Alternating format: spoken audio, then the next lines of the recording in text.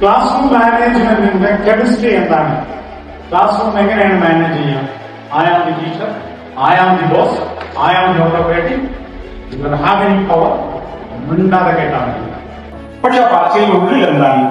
സിൻസിയാരിറ്റിയാണ്, commitment ആണ്, കുട്ടികൾ പഠിക്കണം എന്നുള്ള അത് നമുക്കാണ്. കുട്ടികൾക്കോ ഒച്ചടുക, ചൂടാവുക, ദേഷ്യപ്പെടുക,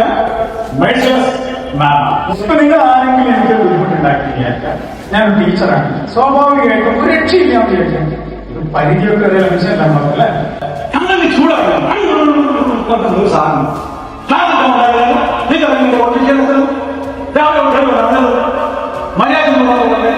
പാടിയിട്ട് പൊട്ടിച്ചില്ലേ എന്തൊക്കെ പ്രോസസ് ആണെന്ന് പറയുന്നത്?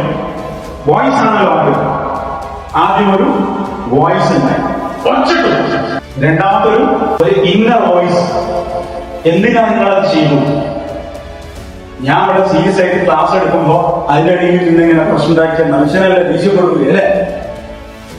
ഇന്നർ വോയിസ് ആത്മാർത്ഥമായിട്ട് അയാളൊന്ന് വിചാരണ വിധേയമാക്കിയ സീക്രട്ട് വോയിസ്.